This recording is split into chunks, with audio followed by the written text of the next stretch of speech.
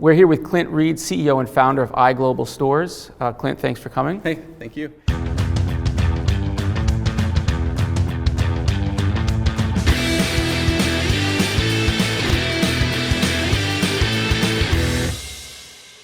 How many people do you have at your office, and how often are you connecting with the small business? Yep. So we're a technology company first and foremost. So the majority of our employees are developers, and we have a team of around 30 today. And we work with about 200 to 300 different retailers in the U.S. Okay. And we really focus on the sales end and partnership end, business development end of the company, and then working on our technology and really enhancing that for our clients. There's a whole lot of different options for companies that want to sell internationally when it comes to payments and logistics. And one of the most important things that we do as a company is give them the options of who they want to use. And so, meaning we tie into multiple different payment gateways. It could be authorized.net. They may be using PayPal's, PayFlow Pro, or whatever it is. Okay. They can tie in that payment gateway. Does an SME have to have an in-house tech firm to be able to integrate iGlobal Stores into their checkout? Yeah, no, absolutely not. So the majority of small businesses are on an e-commerce platform that we typically have a plug-in with, whether it be Shopify, BigCommerce, Magento, and a whole list of others.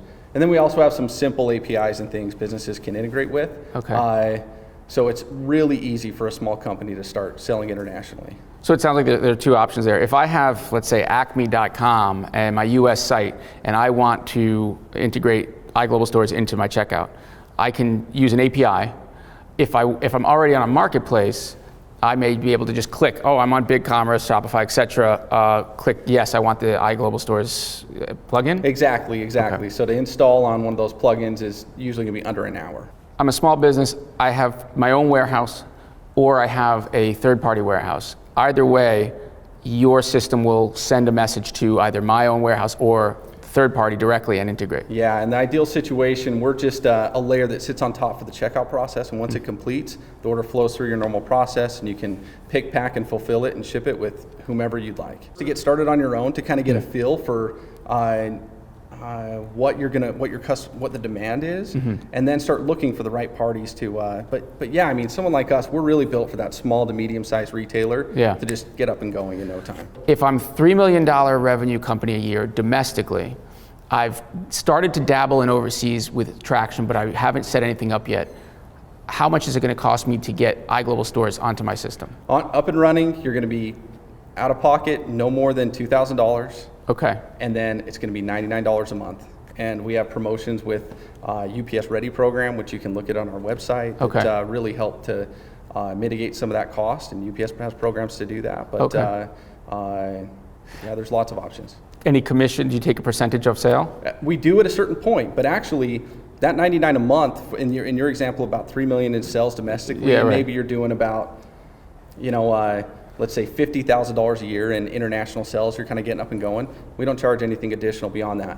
Once you start exceeding a certain threshold, then we're going to charge a percentage commission, and it can range anywhere from 2.9 to 3.9%. If you go through a fluid checkout experience that you've set up, for example, it's great from a consumer standpoint, but are there any paperwork elements they also still have to do as an importer of record? And does de minimis play into this? So for the consumer, typically no. Okay. For the business, yes. I mean, they still need to make sure that the paperwork's filled out to export it with UPS or with the USPS, the CN22. Now, again, when someone's set up with us, the checkout process comes through. They can actually log right into our portal and then process their labels along with that documentation and have it filled out correctly right up front. Okay, so from the back end perspective as the seller, I can actually use your system online to do all the paperwork I need. Yeah, I mean, we already know where it's going. We know what the shipping quote was. We know what the duty and tax was. Why wouldn't you just print your carrier label right out of our system? Right. And so, it's really convenient for companies that have a separate process in their warehouse for international for shipping it out, which is pretty common because you have paperwork involved and everything else. And so it really simplifies it. Get the order in, and then make sure that everything's filled out correctly to ship it out. What was the last thing you bought online? Last thing I bought online was Nintendo. Well, no, sorry. That was like 20 years ago then. Yes. Okay, this is great because we're going to cut right onto that. Okay, what was the last thing you bought online? My son wanted a headset for his PlayStation in order to play games, so went on Amazon, Amazon Prime, purchased that for him for his birthday. So how much time does he spend a day on that thing? That's a good question. Too much, I'd say. Okay.